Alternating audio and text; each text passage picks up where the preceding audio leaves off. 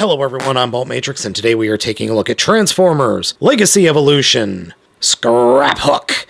This Mad Max-inspired Junkion is just neat. I absolutely love this little doofus. The vehicle mode is where we're going to start. He is packaged in robot mode, but I love this stupid little vehicle mode. In terms of size, it is a little bit smaller than current or recent Deluxe class figures. It's fine. Now, this little alt mode is just nifty. It comes with multiple accessories that I will take off and we'll see a difference here, but it's just got so much bloody character. I love the grille has cow catchers on it. There's, I don't know what you would even call that. There's armor on the windows. It looks like a combination between Mad Max and Mask, specifically the Rhino. Removing all 7 accessories, you could see that it looks like a pickup truck that's not as cool. Still works though. I still like the armored look, but it's just not as cool. Now what is cool is all of the different Weaponizer ports it's got. 2 on the hood, 4 on each side, technically 4 on the back bed, and 1 big one in the rear of the vehicle mode. And something else that's cool is these wheels. You might think, oh, well, plugging something into those wheels will cause them to spin. Guess what? Nope. The hubs are stationary, while the wheels themselves are just these pieces of plastic that are kind of attached around them. I love that. I wish Hasbro would do that more, especially for figures that have, or are supposed to have weapons plugging into their wheels. That's something that I really wish they would do more of. For the accessories, we have these 2 engine bits that will double as guns in robot mode, a giant spiked wheel that could then double as a chain gun, 2 big exhaust pipes that have ports on them for more fun Weaponizer action, and a random crane hook with a hook, which the crane itself is a little bit short for my taste, but there's a big old hook. You can give somebody the lockdown hook treatment. All those accessories aside, the transformation for this figure is pretty cool. To start off with, pop out the doors, and then you could fold down the front of the vehicle mode, which will split apart into the legs, and then reach underneath and flip out the feet, which they're on a series of double hinges that is a little bit harder to get out than I would like, but pushing down on the grill makes that a lot easier. So there we go. We'll deal with that later. And if you were wondering, no, he can't really poof. So then for the actual top of the vehicle mode, fold it up like that, and then come to the rear bed and unpeg the rear bed apart and flip out the arms. And then, oops, they do have a tendency to come apart. It's okay. And then point them straight up. Darn it. And then this whole section will swing around like that. And then the head will flip up from inside, flip up the arms, and they will peg into the, flip up and they'll peg into the sides.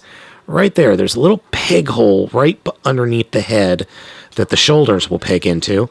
And then put the shoulder back on because it does have a tendency to come apart. And then fold up the backpack, and that will connect together. And we're done.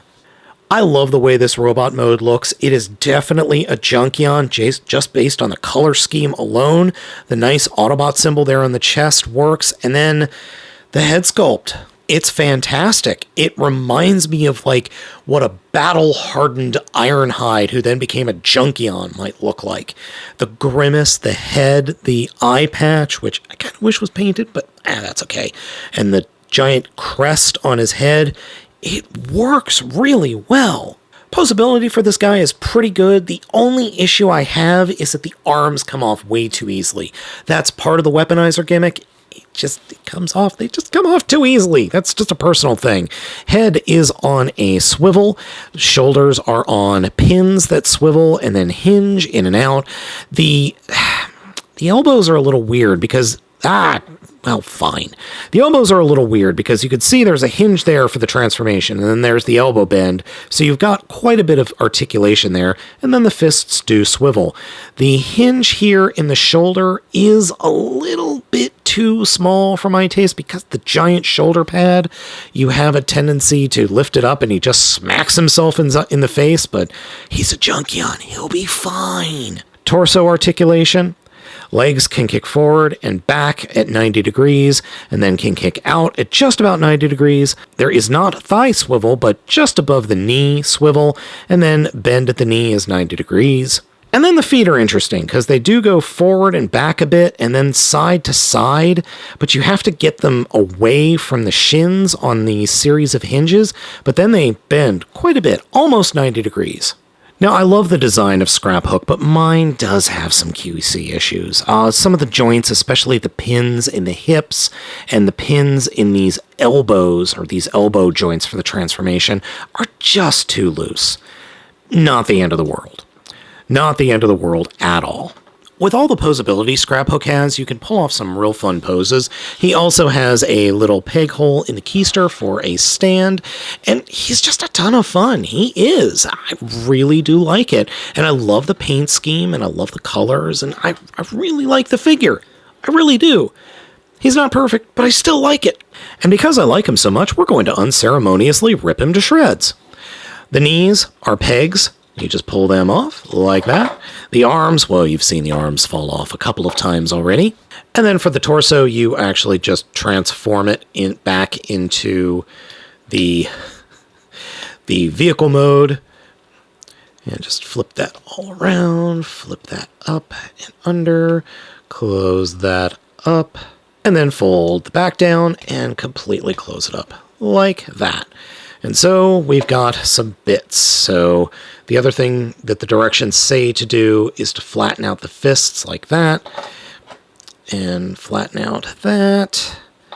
And then return these bits to the car mode. So we got 4 big bits and 7 little bits. So add the arm bits to some feet, peg in the front of the vehicle modes to some shoulders, and then just find places to put everything else. Yeah.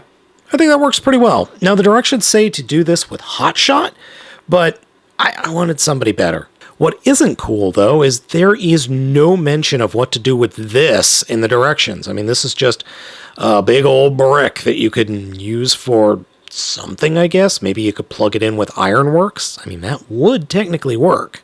Getting all the bits back, we can just simply return everything to their base vehicle mode.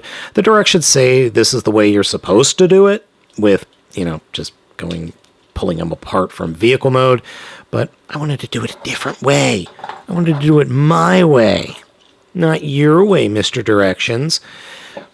Yeah, so neener. I like this figure. I really do. I think this is a fun set. It is a fun figure. It's just different and neat, and I mean, hey, we could definitely use stuff like that. And then just folding up and attaching the arms back, get him his weapons back, and shoot, I forgot his exhausts.